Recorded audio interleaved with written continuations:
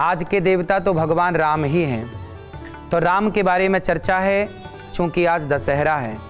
यदि आप पति पत्नी के बीच में झगड़ा है और आप प्रेम से रहना चाहते हैं, पर किसी कारणवश आपका झगड़ा बढ़ता ही जा रहा है और आप पति पत्नी के झगड़े को समाप्त करना चाहते हैं, रिश्तों में मिठास चाहते हैं, तो रामचरितमानस की एक चौपाई में आपसे कहूँगा, आप उस चौपाई को नित्य पाठ करें, उस चौपाई को याद कर लें और उसे गुनगुनाते रहें, नित्य उसका जाप करते रहें, तो आपके रिश्ते सुधर जाएंगे, पति पत्नी के रिश्ते में मधुरता आएगी। चौपाई इस तरह से है, जब ते राम ब्याही घर आए, नित नव मंगल मोद बधाए। इस चौपाई को आप याद कर लें, ये रिश्तों को सुधारने वाली चौपाई है। और यदि आप किसी संकट में फंस गए हैं, बहुत बड़ा संकट है, आपके ऊपर कर्जा है, आपके ऊपर कोई दुश्मनों की दृष्टि है और आप बहुत संकट में हैं और आप संकट से उबरना चाहते हैं, तो रामचरितमानस की दूसरी चौपाई का आप पाठ करेंगे तो राम जी आपको संकट से उबारेंगे। चौपाई आप याद कर लीजिए। दीन दयाल बिरधु संभारी, हरहु नाथ मम संकट भारी। दीन दयाल बिरधु संभारी, हरहु नाथ मम संकट भारी। इस चौपाई से आप अपने संकटों से बच सकते हैं और आप पर जो संकट है वह टल जाएगा। जैसे हवा चलते ही बादल छट जाते हैं, ऐसे भगवत कृपा की जब हवा चलेगी तो संकट के बादल भी छट जाएंगे जो आपके ऊपर मंडरा रहे थे। तीसरी चौपाई, आप कोई नया घर बनवाते हैं तो उस नए घर पे एक चौपाई लिखवाइए। आप अपने घर पर ये चौपाई लिखवा देंगे तो आपके घर में कभी कोई नेगेटिविटी, नकारात्मकता प्रवेश नहीं करेगी। आपके घर में यदि कोई नकारात्मकता प्रवेश करनी चाहेगी तो ये चौपाई उसे द्वार पर ही समाप्त कर देगी। वो चौपाई है, मंगल भवन अमंगलहारी, द्रवहु सुदशरथ अजिर बिहारी।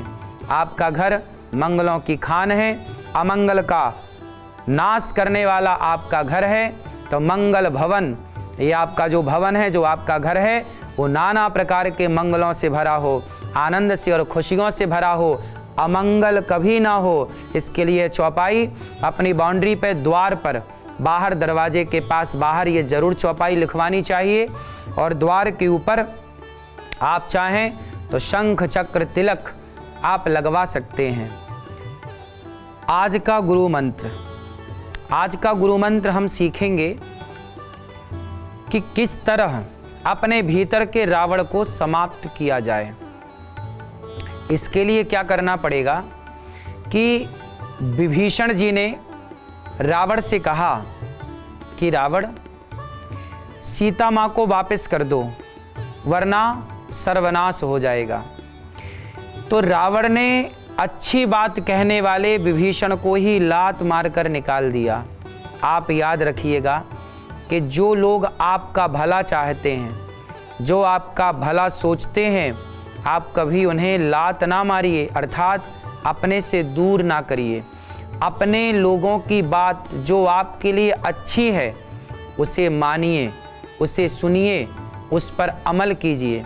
रावण ने यदि विभीषण की बात मान ली होती, विभीषण का मंत्र मान लिया होता कि विभीषण ने समझाया था कि रावण, पराई स्त्री का हरण सर्वनाश को निमंत्रण है, वापस कर दो। रावण नहीं माना और त्याग दिया रावण ने विभीषण को। रावण जब ही विभीषण त्यागा, भयउ विभव बिनु तब ही अभागा, उसी दिन रावण अभागी हो गया। इसलिए आप सदा अपने माता की, अपने पिता की, अपने भाई की बातें सुने, अपनों की बातों पर विश्वास करें। यही आपका मंत्र है कि आप अपनों की बातें माने।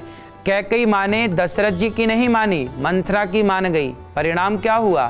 काश दशरथ जी की बात मान ली होती, काश दशरथ जी की बात पर विश्वास किया होता।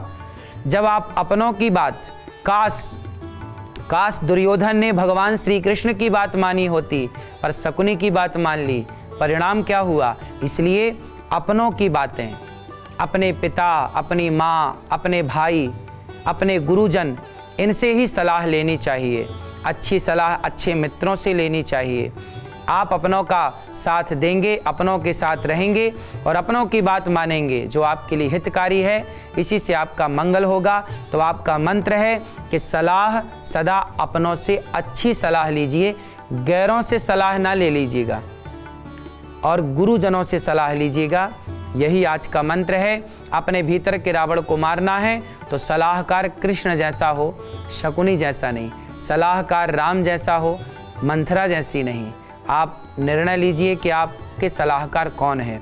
जितनी अच्छी सलाह होगी उतना अच्छा जीवन होगा। राधे राधे।